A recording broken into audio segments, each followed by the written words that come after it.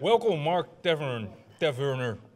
That means pub keeper. Pub keeper. Keeper of the tavern. That's a great name. You're a business developer at Bitfury.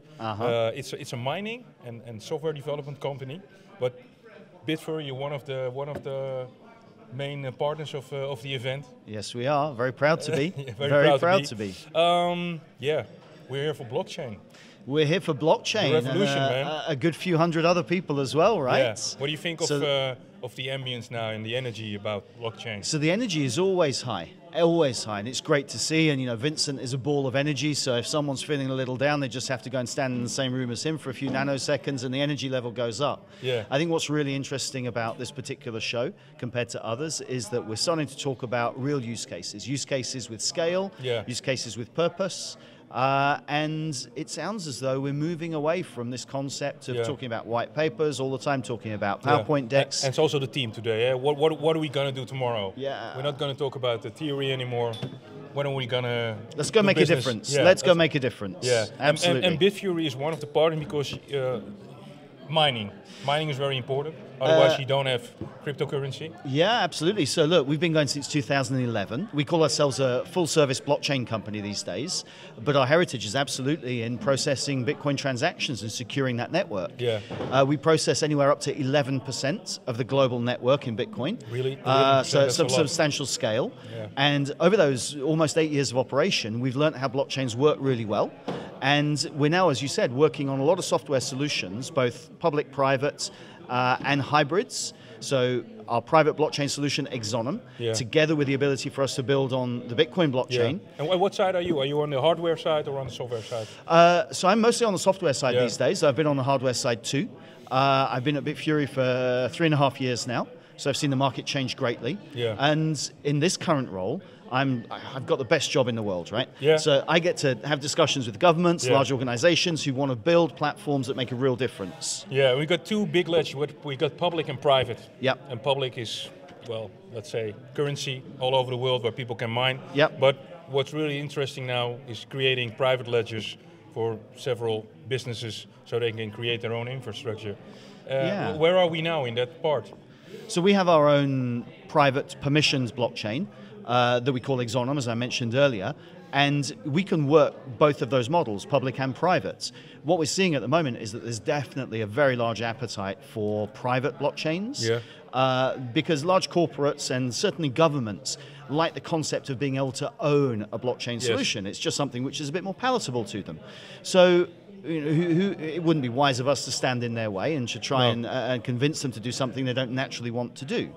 But you need to offset the challenge that private permission blockchains have got, which is if they're only being controlled by a small number of parties, how do the rest of the world have confidence that the rules are being adhered to? And that's the opposite of the Absolutely. finding of blockchain, right? Absolutely. Of the founders. So we've come up with a very neat solution, which is to anchor. So we anchor the private permissioned instance of Exonum for a solution, let's say it's for land registry, and every so often we'll take a system state view of that private permission blockchain and we will put that hash of the system state into the Bitcoin blockchain. Okay. So that we then have a record in the Bitcoin blockchain of what's going on. Interchangeable. Absolutely, and we're using the Bitcoin blockchain, which as we all know is the most secure blockchain in the world, to provide the audit trail to the private permission blockchain, which is more palatable and more acceptable to the large organizations. Yeah. So really the best of both worlds. So Bitcoin for you is the holy grail. We wouldn't say it's the holy grail. We're not religious about it, but what it is it's a proven technology. So here we have a technology which is 9-10 years old. It's proven, it's robust, it's deployed at scale. Yeah. There are attempts to challenge its technology on a daily basis, on a weekly basis, even on a minute by minute. And so far it's not been broken. No. So it's not that we're religious about Bitcoin, it's just that from a technological perspective, it works. And it's been proven to work at significant scale. Yeah. Where are we now if we look at the evolution of blockchain? You're doing these projects, you're talking to businesses, you're talking to governments. Yeah. And well, the team today is when are we going to get started? For instance, is this year or the next year we're going to see more and more distribution and logistics in private ledgers like the one you develop? So where are we?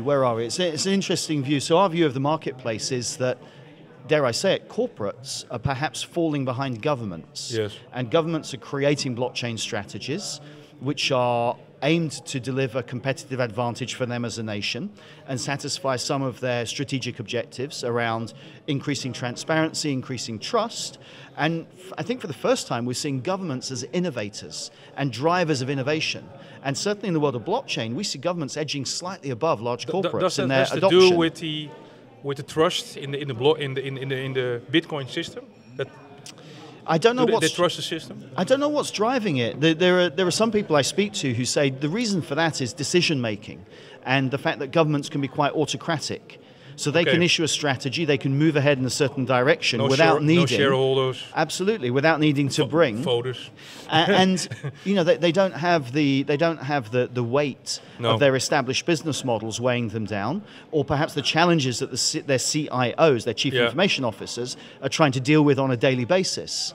Yeah. Therefore, they've got a little bit of greenfield to move with. Yeah. What do you think about the discussion about the use of energy? Because obviously your company is also in the mining. And there's always a lot of criticism about Bitcoin or your other cryptocurrencies. They use too much energy. You can provide a whole country with power. But the problem is that the system has proven itself. It's the way it works. It costs an energy, but it's solid. Look, I think the amount of compute power that is deployed in the Bitcoin network makes it incredibly resilient and resistant to attack.